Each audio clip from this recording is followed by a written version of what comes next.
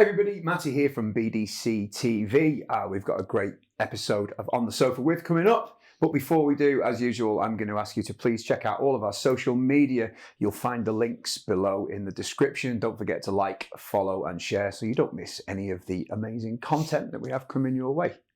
Speaking of amazing content, we have an On the Sofa with the fantastic Mr. Connor Hopkins. How you doing, Connor? Nice to see you. I'm good. How are you? I'm all right. Thank you very much. Very nice. So we're here in Stockport at BDC HQ, and it's a pretty exciting day for you, isn't it? It is. I mean, I've got my new kit over there. Yeah, we've just been drooling over it. And it looks looks unbelievable. Yeah, I mean, it's everything I wanted because obviously, you know, when you're on stages, you want a kit to stand out. You don't want to like hide away.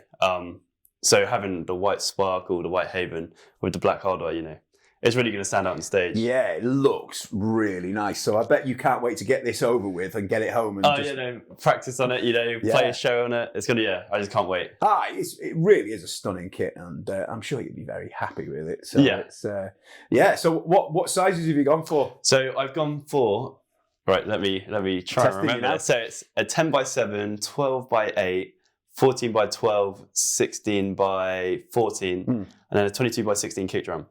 Main reason is I just really like punchy drums. Yeah. So them sizes, I've always used them sizes, and they get obviously the tones I love. Sure. So I've gone for them just to get that punchy tone. It suits the gig I'm on currently. Yeah. So yeah, you're getting a good range. It'll be from those great. toms, Yeah, exactly. And you can tune them anyway, high or low. Sure. I really like them really, really low. Yeah. Slappy. So a blat. Yeah, exactly. Yeah. But you know, if I need to get up, I can do that. So incredible. It's all good. So you've had a good look around it, and it does look lovely. Yeah. I'm looking forward to seeing it on a stage somewhere with the lights on. I can't wait. Cool. It's gonna be unbelievable. So your current gig at the moment is Dillon. Yeah, that's it. And you've been doing some pretty heavyweight gigs. Supporting other people. Tell us what you've been up to. So I've been the Dillon gig for a year and a half now. Well, just over a year and a half. And we started off from basically doing our first gig supporting Youngblood at the O2 Kentish town in Camden. Yeah. That was an amazing gig. I mean, it was my first gig, you know, proper gig in the industry. Yeah. So I was like, man, you know, it's a special moment to remember. But yeah, ever since then, it's just been getting better and better. So last year, 2022, we started off the year by supporting Bastille. Pretty decent. Which was, you know, my first arena tour ever. So I was like, yeah, this is pretty crazy. And another run-in with a BDC artist. Yep, with Woody, and obviously, I saw his kit, and he is the Ravenglass, I think, as well, in his kit. And I was like, man, it sounds unbelievable. I said at the time, I was like, yeah, that kit, you know, it's different level. Yeah. But yeah, so we supported Bastille. That was a great tour. Really enjoyed it. The Bastille guys, you know, they're lovely. They're really nice. And then after that, we went on tour with Tate McRae. So that was all around Europe. Again, a great tour. Meeting the guys, meeting the whole team. It was great. The fans were great. And obviously Europe, you know, it's a lovely place. There's some really nice places around Europe. And then another one, which was the biggest one I see it as, is obviously Ed Sheeran. Yeah, that's pretty massive, on his stadium tour. So, you know, from the year starting off where, you know, we weren't too sure what was going to go on. And then we obviously went to Bastille, Tate McRae, so big artists, and Ed Sheeran stadium. Through the roof. I mean, that was very special. So obviously we played like at the Etihad, and then Wembley, obviously, you know, playing at Wembley Stadium was really special. I can't imagine. Yeah, no, because it's one of them things as well. It's like, you dream of it as a kid. Yeah. And I never thought I'd play at Wembley. I can't lie, it's just one of them things, especially supporting Ed Sheeran. So yeah, no, it was a really special one. And then, the rest of the year, you know, it's basically been that Ed Sheeran tour most of the year. And then we finished off the year doing a massive headline tour, which was amazing. Pretty good, especially after, you know, 2.5 rubbish years with COVID, thinking doom and gloom. And all of a sudden, you know, all this happens in a year. That's amazing. I mean, it was a very crazy year. Yeah. But, you know, you won't want it any other way. No. Yeah. I mean, tell us what's it like on a tour such as Ed Sheeran? You know, what I mean, did it kind of match expectations, if you like? Because you've probably got a preconceived idea in your head how it's going to be. It definitely did. It went above my expectations because it's just crazy the amount of like effort that goes into that show. You know, there's so many people around. There's so many team members. Obviously, you got, you know, all the crew who are getting all the stage together. You got the crew who, you know, like the guitar techs who, while Ed's on stage, if something goes wrong, they're there to sort it out. Yeah. And there's hundreds of people that go into that show. You got all the drivers, driving everything around. And just the whole vibe around the shows, it's amazing. Because you're around such great musicians, such nice people. Yeah. They're so welcoming. And it's generally really nice. Talk us through. I mean, what, for example, Wembley. Every young drummer's dream to play there. Yeah. Talk us through how does the day unfold when you're playing Wembley? What time do you get there? What do you because us mere mortals don't get to experience that kind of thing. Well, it's a pretty crazy one because with Wembley, I was saying to my mum and my dad, I was like, it's just pretty crazy because basically I got the tube there. Mm-hmm. So we went up on the tube. Which is crazy. No limo? No limo. This is the thing. I was like, I'm literally sitting on a train and there's people around me and they're like, and they have no clue who I am. Yeah. And they're like, I was just sitting there like, I'm going to play Wembley Stadium today. And these guys have no clue. Some may have been going to the gig. Yeah, you don't some may have been going to the gig. Weird. So getting there, we usually aim for around 2, like at the Ed shows. So got there on the tube, got in, you have to go through all security, obviously. And then once you're in there, we basically sound check straight away. Because obviously we were the opener. Yeah. So we sound check straight away. And then after that, it's just very chill. You can go get some food. Yeah. You just chill out with the guys. And then about an hour before stage, we get into the zone. So what us Dylan guys do is we have music on in the background and just jump around pretty much. It's pretty crazy, pretty hectic. Yeah, well, I'm sure everyone's pre-gig routine is different. Yeah, if exactly. It works. Yeah. And then obviously 10 minutes before you go on stage, we all get into the zone. Yeah. And then it's the walk to stage, especially so the first night we did at Wembley. It's that initial walk to stage because you're going through the whole crowd. Everyone's looking at you like, who are these guys? Sort of thing. And then you get the crowd. You walk through the crowd. So it's not essentially walk through the crowd. It's like there's a barrier on either side, obviously. Right. But it's because with Ed, on his recent tour, it's been a stage in the middle. Oh, okay. In the round. So, in the round. So to get to there, you have to walk through everyone. Right. So you're basically like looking around like that, and there's like thousands of people around you, and they were just looking at you like, "What's going on?" So that doesn't help the nerves any. I'm sure. No, it doesn't. But it's good fun. Just walking through that crowd, getting up on stage, and then I play the tracks as well. So playing the track, hearing it come through the PA, it's just pretty crazy. Yeah. Especially that first night at Wembley, because obviously it's a big thing. Wembley. Is that always a nervy moment though? If you have to, you have to fire the tracks. Is it gonna? Yeah, well, that's the thing. It's like, my ears working. Yeah. Because with the tracks as well, it's like a slight delay, so it comes like through a second, 2 seconds later. Right. So I press it. And then I'm just like, is my pack working? Yeah. Are my ears on, just to make sure? Because you don't want to miss the start of the song. No, that's one of the worst things to do. No, that's the fear of clicks, isn't it? It's, but with a crew like that, I mean, because even though you've sound checked early on, I'm sure your gear has been struck for Ed's sound check and then put back again. Yeah. So with our gear actually, because Ed's show is in the round, basically Ed's staying in that round and all of his band are around the outside. Right. So you've got like Mark on drums who's round over there, you've got Thomas over the back. So basically all of our gear stays on stage, so it doesn't have to get struck at all, which is good, great. Yeah. Which is great. So with us and Maisie's band, so my kit was over here and then Jack's was over here, then you had everyone else in front. Yeah. So it's nice and easy. So after you sound checked, you just left it there. And it's good. And then also you had the line check and everything, which are texted, but yeah, it was nice and easy. So then the bit I'm more interested in afterwards, once you've played, then, is it full on rock and roll madness or is Do you know what? It's not as rock and roll as you'd think. No. I can't lie. So what would happen with us is obviously we'd play, it was only a half an hour set, so it was over very quick. Yeah. We'd come off stage, put our ears away and then go get some food. And the funny thing was, on the first night of Wembley, basically there was a train strike, which, it's happening all the time at the minute. Yeah. So I was like, I need to get home. So I left pretty much straight away. So I had food, left straight away. And that was one of the weirdest moments I've ever had in my life, because I was like, I just played Wembley Stadium and now I'm just on the tube home, going to play PlayStation when I get in. That's really weird. And it was just really weird. Did that actually happen? Yeah, it was like, because I was talking to my friends on there and they were like, oh, how's the gig? I was like, oh yeah, it's good, It's just such a surreal experience. Pub. Yeah, literally. And I was just like, damn, this is just nuts, absolutely nuts.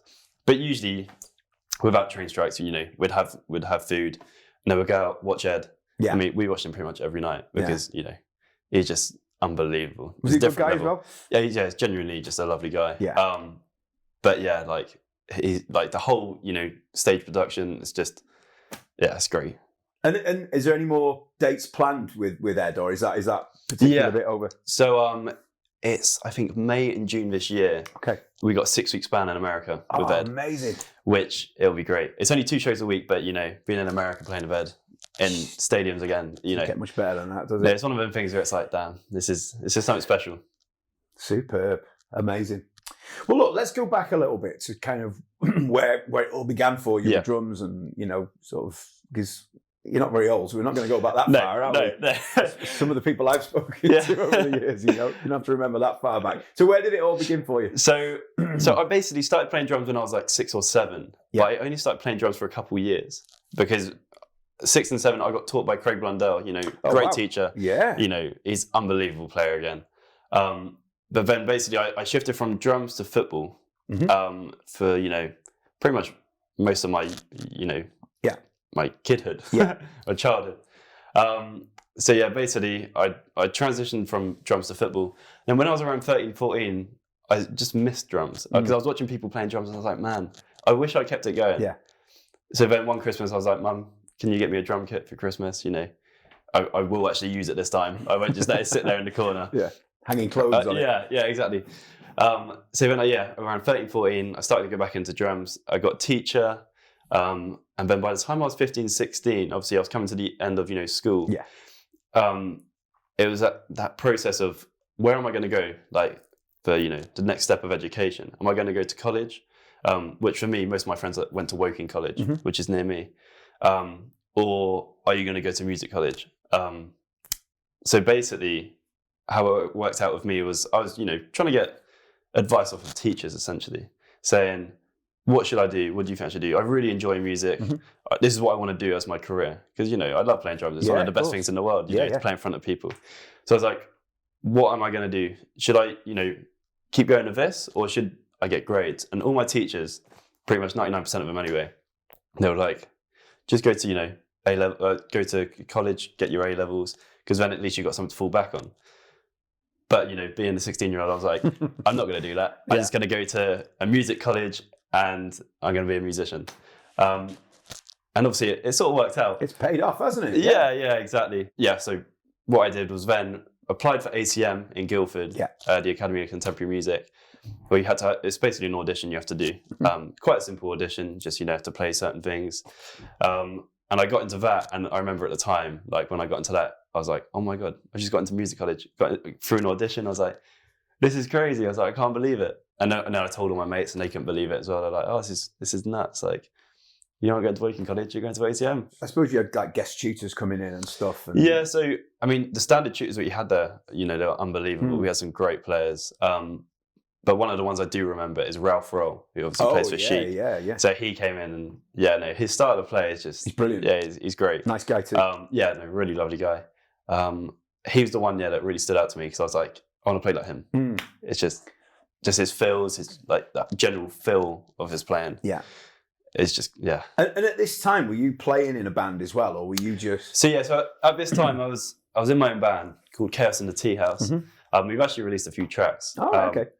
And so I mean, I still get on with the boys. They're great. I'm not in it at the minute because, that's just pretty crazy at the minute. But I'm sure they're pleased for you though, aren't they? Oh yeah, no. I mean, you're doing all this. Yeah, they're like, man, yeah, you're living the dream, literally. Which I sort of am. But but yeah, so I'm really thankful for that experience as well because obviously when you're younger to have that like pub experience, like the pub life, going to little shows, playing in front of people, it's that experience that is great to to have when you're young. So then when you get put in a situation like I got put into, playing in front of 2,500 people, it's like I can do it, but it's just paying your dues. That's what you exactly. do, That's exactly it.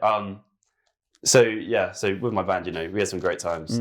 We got some good songs, but yeah. So did you have to leave the band obviously when these opportunities happened? Yeah, it was sort of like that. So obviously the boys, they wanted me to come to writing sessions and stuff when I wasn't about, which is, I found it really hard because obviously this Dylan gig is such a great gig, I mean, Dylan's going to go really far. Yeah. So it was really hard to say I can't come because I've got this. And I mean, especially last year, you know, I was pretty much away for the whole year. Yeah. So to say to the boys, you know, I'm not going to be here really. It was quite hard, but you know, they were like, don't worry. Yeah. You know, you're doing something that you've always wanted to do. I mean, if they're mates as well, they're going to want the best for you. And I think that's the decision you have to make sometimes. And the nice thing is, you know, even though I'm not in the band anymore, they're still going and they're still doing stuff, which is great. And I mean, the music they're writing it's great. So for any sort of young up and coming drummer, you know, who's like 15, 16, you'd recommend finding a good music college? Yeah. So the thing with music college, a lot of people say, oh, there's no point in going to music college, you know, it's not all that, it's not all that. But with me, the experience that I learned, the teachers that I learned, and also the teachers that I met that have given me opportunities, you know, you can't get that anywhere else. No. Especially like, so with this Dylan gig, Sandy Bills, he used to play bass for One Direction. Yeah. So basically, he was one of my teachers, and he noticed how hard I was working throughout the course when I went to uni there. He obviously taught me, recognised how much I was working, and he basically gave me that opportunity. He's like, "Do you want to audition for this gig?" So it's little things like that you can't get from, you know, going to normal college or going to a different uni. Yeah, that makes sense. And also, I definitely got better through going to ACM. Like the content that you cover is not so necessarily content I'd want to learn, but you covered it and it makes you a better player.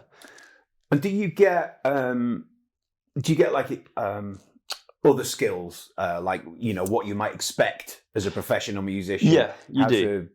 You know, I don't know. There's so many different things. Yeah. Advice on just general. Yeah, I mean, you do. Especially the thing I found was time management. Yeah. Obviously, we had deadlines, like any uni, you know, you have deadlines like, I don't know, 5th of April, you got to hand this in. Yeah. But with music, I see it slightly different because if you've got, like, say, you've got to put a performance together, right? You've got to get them 5 people in your band, you know, the bass player, the keyboard player. You've got to get them all in a session together to rehearse something that you can vision and you need to get down for an exam, but you have to do. Trying to do that while they're in other bands, it's challenging. Yeah. And I can remember when I was back at ATM, like stressing out, I was like, man, I just can't get the guys together. I was like, they're in like 5 other bands, you know, on this day they're doing this band, on this day they're doing that band. It's like, how are we actually going to do this? And I remember talking to my friends about it and we were like, yeah, no, it's really hard to get everyone together because, you know, but especially with bass players. At ACM, we only had like 3 bass players. Oh, right. Okay. So they're in demand. Yeah. So trying to get a bass player to your session, it's like, oh, I just can't do it. It's not physically possible. So you do definitely learn time management. And especially with me now, like when I'm home from tour, like I've been off for 2 months. So practicing, I've forced myself to practice for 5 hours a day. Yeah. Wow, because every day? 6 days a week, let's say, if I can. Yeah. But obviously it's good for me because it will make me get better. But I learned that from ACM. It's like, you have to be dedicated if you want to do it. And especially because it's your job. I remember hearing a story about Craig Blundell. So obviously he used to teach me, but somebody told me, I can't remember who it was, but they were like, and don't quote me because it might be wrong, but Craig apparently practices 7 hours a day because obviously, you know, people have a 9 to 5 job. Yeah. And he sees it like that. Wow. It's like, you practice 7 hours a day because that is your job. And I've sort of got it from that. And then obviously hearing at ACM, it's like, if I want to do this as a career, this is all I do. Yeah. I was like, if I'm not doing, you know, I haven't got a gig, I'm not on tour, I'm doing this. So I'm like doing 2 hours of groove, 2 hours of fills. Well, I was going to say, you know, what kind of thing you practice? Is it just general playing, or do you go in with a preconceived idea? I'm going to achieve this today? Yeah. So with me, I mean, I learned it from Benny Greb. I mean, Benny Greb, you know, he's unbelievable. It's all right. Yeah, he's all right. Pretty standard. Gets by. Yeah, exactly. So me and my mates went to see him at Masterclass a couple of years ago. And basically, the way he practices, he has like a concept that he does for 3 months. So say, I don't know, just, you know, pulling something out the air. So say he wants to work on, I don't know, 8th-note grooves, nice and simple. Yeah. So basically what he'll do, he'll learn everything you can about that style of playing for that 3 months, nothing else. And then obviously after that 3 months, you can move on to something else. But in that 3 months, you'll dedicate it to that. Because basically the idea is that, you know, you'll progress so much in that area and then you'll cover pretty much everything you can. But you'll be a better player. So I sort of do a similar vibe. So what I do is like, I do a couple of hours of technical stuff. So like technique. So what I'm doing at the minute is the Thomas Lang thing. It's basically groups of 3. Yeah. So obviously you can play right left kick, right kick, or right kick kick, left kick kick, and then basically having a quarter note pulse going in on your hi hat. Yeah. So I've been doing that for like a month and a half now. Just half an hour of that every day. Is it improving? And it's really improving, yeah. Because it's another thing with practice. It's like when you're practicing, you wanna focus on something, but you want to improve at. So with this stuff, I noticed that my left foot, when I was especially doing the right kick kick, left kick kick, my left foot wasn't in line with my right foot. Yeah. So that's what I've been focusing on recently. It's like if I want to get this in line, just focus on that hi hat, listen to the click, make sure that's on the quarter note, and then I know it's my kick drum, but it's out of time with that. Yeah. If you know what I mean. So it's little stuff like that. And then you can obviously move on to 5. So you go like right, left, right kick kick, or right, left kick, and stuff like that. But I like the whole concept vibe where you have like a concept and you just slowly move forward on that. You're obviously well disciplined. Yeah. Because most people's idea of practice is usually full of good intentions. You start off on a pad for 2 seconds. Yeah. Next thing, you just playing your favourite grooves for 4 hours and the day's gone. And this is the thing. This is what it used to be like for me. But I was like, I really want to get better in certain areas. I was like, how am I going to get around this? And that's how I found I got around it, was like, I have I don't really have it written down saying, I'm going to do this today, I'm going to do that today. But I have certain things that I'm like, I need to do this on this day. I need to do this on this day. And then, you can have fun. I still have fun. Like if I see a cool chop on Instagram, I'll probably learn it that day anyway. And then that'll be like another thing I do for a couple of days. But yeah, no, I think practice is one of the most important things, especially if you want to do drumming as a job. Of course, absolutely. It's like, especially while you're young, it's good to get as much practice as you possibly can in. Yeah. So that, when you're a little bit older, you don't have to worry about doing it as much because, you've got that experience of playing, I don't know, a jazz groove or a shuffle groove and just stuff like that. And as far as using the chops, are you able to use that on the gig, or is it? Well, more recently, yes. Really? But I mean, it depends what the chop is. I can't because I've been doing some stuff recently where it's like groups of 5, groups of 3, but in just an outrageous way. The last thing you just sounds throw awful. Your bandmates off just for the sake of it. Yeah, exactly. Because like sometimes it throws me off, and I'm like, oh, hold on, I don't know what's gone on there. Maybe not in front of 80,000 people. Yeah, no, exactly. But I mean, it's not so much chops that I'm doing now. It's it's like chunky fills, which I quite like. Which it's standard. Likes. Yeah, exactly. But there is like your chop in there. Yeah, like quick little fill, which is nice. It's got to be in there. So obviously, you've done college. Yeah. How do you take the next step now? Obviously, lots of people complete college, and some maybe go into getting a regular job because they can't. Yeah. They do it at the weekends, which is perfectly fine, of course. Yeah. How do you go about making the next step? How did you get found, if it were? So this is the hard thing, because with me, I've been pretty lucky with it. Obviously, I had Sandy who, put me forward for the audition. This is for the Dylan gig now, For the Dylan gig, yeah. So I got quite lucky in that sense. Yeah. Whereas a lot of my friends, they're still in that process of, we can't get a gig. How are we going to get a gig? But, for the young guys out there, when people message me, I always say the same thing. I'm like, as long as you work hard, you practice every day, you get as good as you can, and the next step is really messaging the right people, being around the right people. Yeah. So like messaging musical directors, for example, going to like nights where you play what they called, I can't remember. The jam night. Jam nights. There you go. Can't remember the name. So you go to a jam night, because the main thing with that is you might not know anyone there. Mm-hmm. There might not necessarily be the right people there.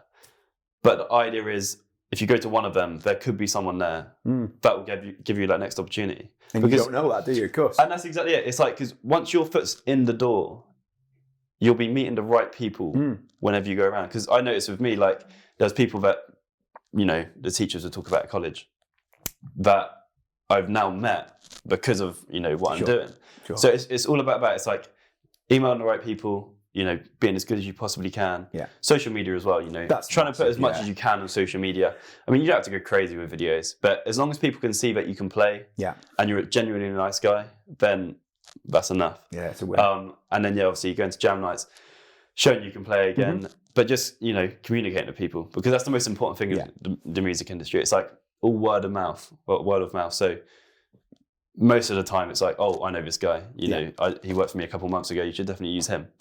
But getting into that is quite hard, which is why you need to go to these jam nights, meet the right people, because it will lead to something. It might feel like it doesn't, because it could take a couple of years. Sure, of course. But it's that opportunity that you get.